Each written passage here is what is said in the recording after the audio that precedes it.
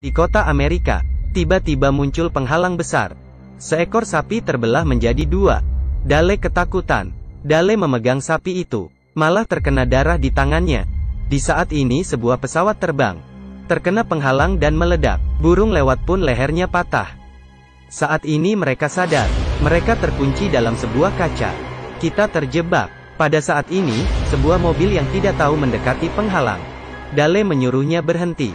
Supirnya turun dan ingin menanyai Dale, tetapi dipantulkan kembali oleh penghalang. Mereka tidak dapat mendengar suara sesama, hanya bisa berkomunikasi lewat tulisan. Penghalang ini tampaknya memiliki kekuatan misterius. Setelah muncul banyak masyarakat yang mati, seorang polisi baru saja mendekati penghalang.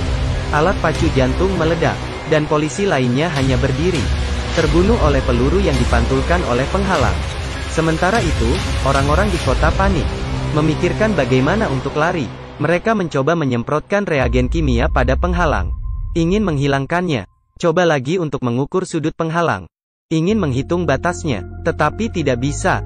Untungnya saat ini, militer tiba. Mereka mulai menyemprotkan air ke penghalang, menguji apakah cairan dapat tembus. Tapi setelah hanya uji, mereka pergi. Orang-orang mulai kecewa dan marah. Mereka mengira militer akan menyerah. Tak terpikirkan, keesokan harinya, militer benar-benar mengatur pertemuan yang unik. Mereka menggunakan mobil untuk menjemput kerabat warga kota, agar mereka bertemu di seberang kubah. Akhirnya kota itu menjadi ramai. Semua orang bergegas ke tepi kubah. Mereka tidak bisa mendengar suara kerabat mereka, hanya bisa mengekspresikan suasana hati dengan tindakan. Di seberang kubah, sepasang kekasih saling berciuman. Mereka menggunakan kertas, pena dan tablet, menyatakan isi hati mereka. Bahkan ada orang yang menulis nama mencari putri mereka. Walaupun tidak pernah ketemu, tetapi hanya suatu pandangan, mereka merasa terhubung satu sama lain. Orang-orang berkerumun di depan kubah dengan kegembiraan, saling memberi kabar, menikmati pertemuan mereka. Itu putraku. Saya sudah belasan tahun tidak bicara dengan dia. Tapi Dale menyadari ada sedikit bahaya. Jadi Dale menemukan seorang wanita yang bisa membaca bibir. Membawanya ingin mengetahui kabar dari tentara. Seorang tentara mengatakan padanya, tentara akan berangkat besok, dan takkan kembali lagi, karena pemerintah ingin meluncurkan bom ke dalam kubah. Mereka ingin mengebom kubah, agar tidak menimbulkan kepanikan. Mereka tidak peduli penghuni di kubah akan terbunuh atau tidak, bukan untuk menyatukan sanak saudara, tapi membiarkan mereka mengucapkan selamat tinggal sebelum mereka mati. Dale mencari orang untuk memberitahu masyarakat, kemudian membawa penduduk untuk menemukan tempat perlindungan bawah tanah. Sangat cepat, tiba saatnya pengeboman. Masyarakat duduk dengan tenang dan memeluk orang yang mereka cintai. Siapapun tidak tahu bagaimana akan hari esok. Bom nuklir meledak 10 meter dari kota, tapi tidak ada yang terjadi pada pasangan di dalam. Dale menyentuhnya, melihat bahwa penghalang itu masih ada. Ledakan itu hanya meninggalkan celah setengah meter, tetapi malah menghancurkan semuanya. Sumber daya di kota hampir habis. Kehabisan makanan dan air. Semua orang terpaksa membentuk tim untuk mengambil air di danau. Tetapi melihat ikan-ikan yang mati, mereka tahu airnya bermasalah. Air yang diambil itu ternyata bisa menghidupkan api. Ini bukan air, tetapi adalah bahan bakar. Melihat keadaan ini, semua orang cemas, pergi ke toko dan mengambil barang dagangan. Bahkan ada yang berkelahi. Demi menghentikan mereka, polisi mengeluarkan gas air mata. Tetapi tidak berguna. Melihat masyarakat yang kacau, polisi mengeluarkan pistol. Ketika ingin menembak, turun hujan deras. Semua orang menjadi sadar, dengan cepat menampung air. Tetapi Yo melihat sepertinya hanya di dalam kubah yang hujan. Mungkinkah itu telah membentuk sistem iklim independen? Yo merasa aneh. Dia menyentuh kubah lagi, merasa ada sesuatu yang mengendalikan kubah di kota. Jadi dia menarik pacarnya Nori, dengan sketsa kubah yang diperhitungkan dengan cermat.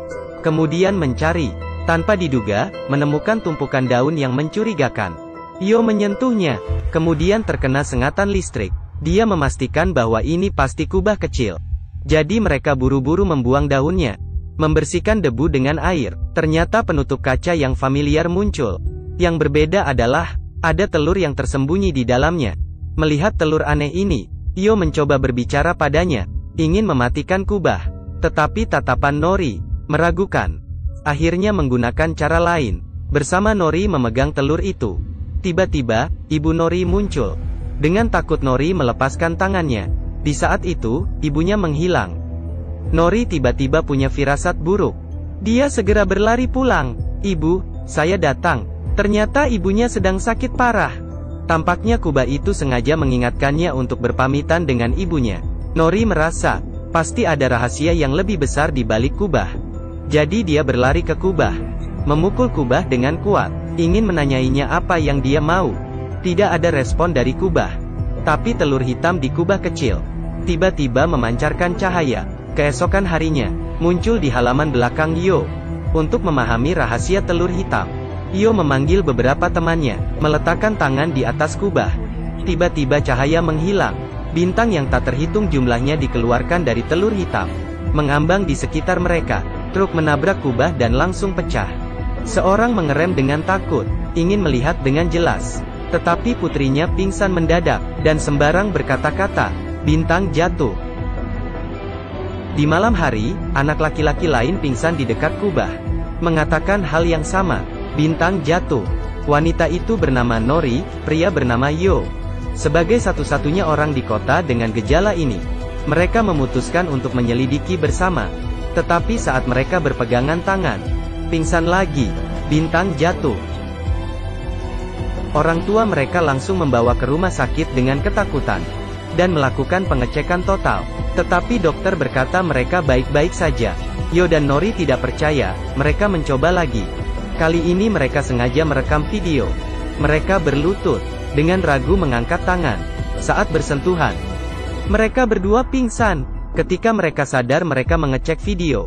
Melihat mereka asal bicara lagi. Dan Yo membuat gerakan diam. Sepertinya kekuatan misterius menggunakannya untuk menyembunyikan rahasia. Keesokan harinya, Yo menemukan dua intercom. Dia tahu selama dia dekat dengan Nori, dapat mengubah sinyal. Berkata-kata dalam intercom. Mereka juga dapat mengubah kebiasaan binatang. Seperti menarik kupu-kupu dalam jumlah banyak, agar kupu-kupu tetap di sekitar kubah. Mengetahui hal ini, Yo dan Nori berencana untuk mencari kubah kecil itu, yang mendadak muncul di halaman belakang rumahnya. Malah membesar. Mereka melihat kubah itu terdapat 4 telapak tangan. Kemudian mereka mengajak dua teman lagi, untuk meletakkan tangan mereka di atasnya. Tiba-tiba telur hitam menjadi putih, mengeluarkan cahaya, kemudian pecah. Di dalamnya ada sebuah telur hitam yang kecil, dan kupu-kupu yang sekarat. Melihat kupu-kupu yang kasihan, Nori menyentuhnya, ternyata menghidupkannya. Di saat itu telur hitam bergerak, sepertinya akan meledak. Semuanya berlari, kita harus menjauhinya. Tetapi Julia teman Nori tidak takut, malah mengangkatnya. Gerakannya berhenti. Kupu-kupu juga mulai mengelilinginya, seperti memilih tuannya. Untuk memahami rahasia telur hitam, mereka membawanya kembali ke hutan tempat mereka menemukannya. Beritahu aku apa yang harus kulakukan. Akhirnya, Nori melihat ibunya yang meninggal itu. Tetapi dia sadar, ibu ini ternyata alien. Ibu alien ini memberitahunya, mereka yang meletakkan kubah ini, tujuannya adalah untuk mengamati manusia. Mereka ingin membuka kubah, harus melindungi telur hitam kecil ini. Yang terbaik adalah menyembunyikan di dalam air. Akhirnya Julia naik perahu, melempar telur ke tengah danau. Akhirnya mengeluarkan cahaya, dan naik ke atas, seperti meteor yang menuju langit. Seluruh kota dikejutkan oleh pemandangan ini. Mereka melihat ke atas, menyaksikan cahaya itu, akhirnya menerangi kota. Tetapi kubahnya belum hilang. Jelas alien itu berbohong. Ada lebih banyak rahasia yang tersembunyi di bawah kubah. Rahasia apakah itu? Mari ikuti Wuya.